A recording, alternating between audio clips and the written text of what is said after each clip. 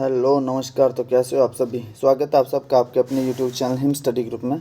तो आज आपके लिए एक और मॉक टेस्ट लेके हम हाजिर हैं, जिसमें कि आपका HPGK रहेगा, ठीक है, और हिंदी ग्रामर। HPGK और हिंदी ग्रामर ये मिक्स मॉक टेस्ट आपका रहेगा, ठीक है। और कंटिन्यू आपके मॉक टेस्ट चले हुए हैं, जिसमें कि आपका HPGK होता है, हिंदी ग्रामर और इंग्लिश का सेक्शन भी कभी कभी इंक्लूड कर दिया जाता है। बाकी आपको पता है कि डेली आपके मॉक टेस्ट अपलोड होते हैं और हर रोज़ वीडियो जो शाम को 7:30 बजे अपलोड होती है। अपने टाइम से वीडियो को वॉच आउट कर लेना है और आप हमारे टेलीग्राम चैनल से भी जुड़ सकते हो, जिसका लिंक जो है डिस्क्रिप्शन बॉक्स में दे रखा है।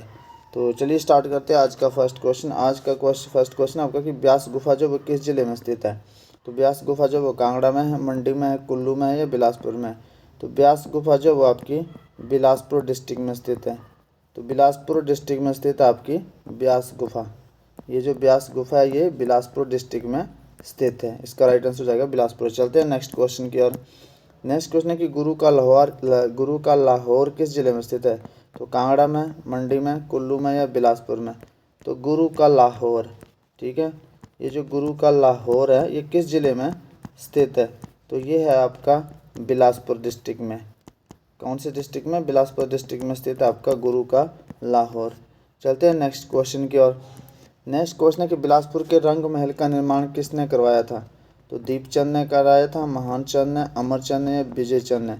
तो रंग महल, जो बिलासपुर का रंग महल है उसका निर्माण किसने करवाया था। तो इसका निर्माण जो करवाया था वो करवाया था विजयचंद ने। विजयचंद ने। तो बिलासपुर के रंग महल का निर्माण किसने करवाया था। विजयचंद ने। चलते हैं नेक्स्ट क्वेश्चन की ओर। नेक्स्ट क्वेश्चन आपका कि रुक्मणी कुंड कहाँ पर स्थित है। तो रुक्मणी कुंड जो वो रामपुर में है, हमीरपुर में है, मंडी में है या बिलासपुर में है। तो रुक्मणी कुंड, ये जो आपका रुक्मणी कुंड है ये कहाँ पर स्थित है। तो ये भी आपका बिलासपुर डिस्ट्रिक्ट में स्थित है रुक्मणी कुंड। और रुक्मणी कुंड जो है ये भी आपका बिलासपुर डिस्ट्रिक्ट में ही स्थित है। चलते हैं नेक्स्ट क्वेश्चन की ओर। नेक्स्ट क्वेश्चन है कि झुग्गा आंदोलन किस जिले में हुआ था। तो झुग्गा आंदोलन मोस्ट इम्पोर्टेंट क्वेश्चन है आपका ये। झुग्गा आंदोलन ये किस जिले में हुआ था। तो झुग्गा आंदोलन जो आपका ये भी आपके बिलासपुर डिस्ट्रिक्ट में हुआ था, ठीक है। बिलासपुर डिस्ट्रिक्ट में हुआ था आपका झुग्गा आंदोलन। चलते हैं नेक्स्ट क्वेश्चन की ओर। नेक्स्ट क्वेश्चन है कि बिलासपुर रियासत का अंतिम राजा कौन था। तो बिलासपुर रियासत का अंतिम राजा कौन था। हिम्मतचंद था, श्रीचंद था, कल्याणचंद था या आनंदचंद था। तो बिलासपुर रियासत का जो अंतिम राजा था वो कौन था। तो ये थे आपके आनंदचंद। आनंदचंद बिलासपुर रियासत के अंतिम जो राजा थे वो थे आनंदचंद। इसका राइट आंसर हो जाएगा आनंदचंद, फोर्थ वन। चलते हैं नेक्स्ट क्वेश्चन की ओर।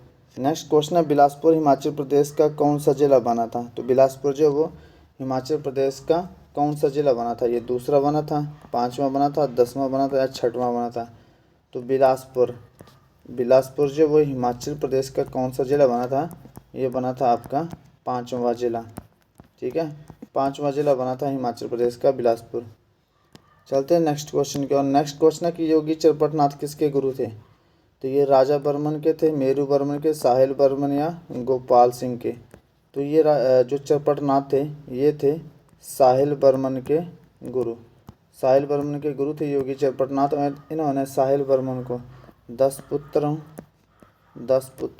और एक पुत्री का वरदान दिया था, ठीक है। 10 पुत्रों और एक पुत्री का वरदान दिया था साहिल बर्मन को। किसने। योगी चरपटनाथ ने। ये जो इनके गुरु थे योगी चरपटनाथ, इन्होंने साहिल बर्मन को 10 पुत्रों और एक पुत्री का वरदान दिया था।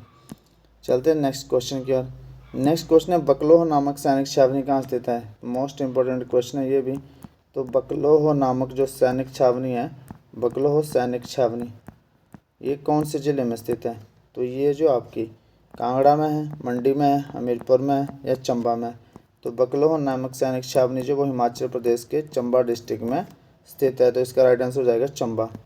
चलते हैं नेक्स्ट क्वेश्चन की ओर। नेक्स्ट क्वेश्चन है कि चंबा राज्य का अंतिम राजा कौन था। तो चंबा राज्य का अंतिम राजा भूरी सिंह थे, श्याम सिंह थे, लक्ष्मण सिंह थे या राम सिंह। तो चंबा रियासत, ये जो आपकी चंबा राज्य या चंबा रियासत है, इसका जो अंतिम राजा था वो कौन थे। वो थे आपके लक्ष्मण सिंह। तो ये थे आपके लक्ष्मण सिंह। कौन? लक्ष्मण सिंह, जो तो आपके चंबा रियासत के अंतिम राजा थे। तो ये था आपका HPGK का सेक्शन, ठीक है। इसके बाद आपका हिंदी का सेक्शन स्टार्ट होगा अब। तो हिंदी के आपका फर्स्ट क्वेश्चन है कि देवासुर में कौन सा समास है? तो देवासुर लिखते कैसे हैं? देव और असुर, देव और असुर। तो ये क्या है? देव और असुर एक दूसरे के अपोजिट है। और किससे ये सेंस बनी है इसकी? अब जब इसको व्यक्ति क्या बोलते हैं, कारक व्यक्ति करेंगे तो क्या आएगा इसका? देव और असुर, ठीक है। जहाँ पर भी योजिक चिन्ह आ जाए और व्यक्ति आ जाए तो वहाँ पर समास कौन सा होता है आपका? द्वंद्व समास होता है। ये दो ऑप्शन तो निकल गए, द्वंद्व होगा या द्विगु होगा, ठीक है। तो आपको पता है कि द्विगु समास जो होता है वो होता है आपका संख्यावाचक। द्विगु समास होगा आपका संख्यावाचक और द्वंद्व समास इसमें आ जाएगा। बहुब्रीहि समास वह समास होता है जिसमें कोई भी पद प्रधान नहीं होता बल्कि किसी अन्य पद की ओर इशारा करता है। तत्पुरुष समास, इसमें क्या आता है? तत्पुरुष समास में इसमें आती है आपकी कारक विभक्तियाँ। तो देवासुर, देव और असुर, इसमें कौन सा समास हो जाएगा? द्वंद्व समास हो जाएगा। चलते हैं नेक्स्ट क्वेश्चन की ओर। नेक्स्ट क्वेश्चन है कि लंबोदर में कौन सा समास है? तो जब इसका आप शब्द विग्रह करेंगे तो लंबा है जिसका उदर, लंबा है जिसका उदर, तो किसको बोला जाता है? लंबोदर, अर्थात श्री गणेश, ठीक है। अर्थात श्री गणेश के बारे में, श्री गणेश जी के बारे में यहाँ पे बात हो रही है। तो लंबा है जिसका उदर अर्थात श्री गणेश। तो लंबादर, जो लंबोदर है, ये जो लंबोदर है इस शब्द का अपना कोई अर्थ नहीं है बल्कि किसी और की तरफ इशारा कर रहा है। किसकी तरफ इशारा कर रहा है? गणेश की तरफ। तो ये कौन सा समास हो जाएगा? बहुब्रीहि समास हो जाएगा, ठीक है। बहुब्रीहि समास हो जाएगा जिस समास का अपना कोई अर्थ ना हो बल्कि, जिस शब्द का अपना कोई अर्थ ना हो बल्कि किसी और की तरफ इशारा करे, वहाँ पे जो समास होता है आपका बहुब्रीहि समास हो जाता है। तो लंबोदर में कौन सा समास हो जाएगा? बहुब्रीहि समास। चलते हैं नेक्स्ट क्वेश्चन की ओर। नेक्स्ट क्वेश्चन है कि वनवास। तो वनवास, वन में वास, वन में वास। तो यहाँ पे क्या हुआ? यहाँ पे आपकी कारक विभक्ति आ गई मैं, कारक विभक्ति आ गई कौन सी? मैं। तो ये कौन सा कारक विभक्तियाँ किस समास में आती हैं? तो सबको पता है कि कारक विभक्तियाँ जो आपकी तत्पुरुष समास में आती हैं, ठीक है। जितनी भी कारक विभक्तियाँ 8 कारक है ये आपके तत्पुरुष समास में आते हैं। तो इसमें राइट आंसर कौन हो जाएगा इसका? वनवास में कौन सा समास है? तत्पुरुष समास हो जाएगा। चलते हैं नेक्स्ट क्वेश्चन की ओर। स्वार्थी में कौन सी संधि है? तो स्वार्थी में संधि बतानी है आपने। तो सबसे पहले तो इसका संधि विच्छेद करना है, स्व जमा अर्थी, ठीक है। तो यहाँ से क्या आ गया आपका? अ आ गया, छोटा अ। यहाँ से भी क्या आ गया? छोटा अ। ये दोनों मिलके क्या बन गए? बड़ा आ, ठीक है। तो जब दो स्वर आपस में मिलकर, दो स्वर जो वो आपस में मिलकर अपना रूप जो बड़ा कर लेते हैं, दीर्घ कर लेते हैं, वहाँ पे कौन सी संधि होती है? दीर्घ स्वर संधि हो जाती है। कौन सी संधि? दीर्घ स्वर संधि हो जाती है वहाँ पे, ठीक है। तो इसमें आपका जो स्वार्थी है संधि कौन सी हो जाएगी? दीर्घ संधि हो जाएगी। चलते हैं नेक्स्ट क्वेश्चन की ओर। नेक्स्ट क्वेश्चन है कि राकेश में कौन सी संधि है? तो राकेश में संधि बतानी है आपने। तो यहाँ पे आपके पास ये शब्द है राकेश। तो जब इसका संधि विच्छेद करेंगे तो क्या बन जाएगा? जैसे महेश है वैसे इसका बनेगा, ठीक है। महेश का संधि विच्छेद क्या होता है? महाजमा ईश। तो वैसे ही इसका हो जाएगा, इसका राकेश का। तो इसका बनेगा संधि विच्छेद आपका राका जमा ईश, ठीक है। राका जमा ईश। जैसे यहाँ लिखता हूँ मैं, राकेश का संधि विच्छेद क्या हो जाएगा? राका जमा ईश। अब ये कैसे बना आपका? राका जमा ईश, जो ये कैसे बना? यहाँ से क्या आ गया? आ गया, ठीक है। और यहाँ से क्या आ गया आपका? छोटी ई आ गई, ठीक है। बड़ा आ गया, छोटी ई आ गई, दोनों मिलकर क्या बना रहे हैं? ए बना रहे हैं, ठीक है। वैसे ही महेश आपका, यहाँ से क्या हुआ? महा आ गया, ठीक है। महा जमा ईश। तो यहाँ से आ गया, यहाँ से छोटी ई आ गई, तो ये क्या बन गया? ए बन गया। तो इस हिसाब से ये जो रूल है आपका, ये कौन सी संधि का रूल है? ये आपकी गुण संधि का रूल, ठीक है। ये कौन सी संधि होगी आपकी? गुण संधि हो जाएगी। तो चलते हैं नेक्स्ट क्वेश्चन की ओर। नेक्स्ट क्वेश्चन आपके कि महोदय में कौन सी संधि है? तो महोदय, अब महोदय का संधि विच्छेद कीजिए आप। तो महोदय आप कर करिए संधि विच्छेद, महो जमा क्या हो जाएगा, महाजमा उदय हो जाएगा। ठीक है, महाजमा उदय हो जाएगा महोदय। तो इसमें क्या आ गया, आ गया, बड़ा आ।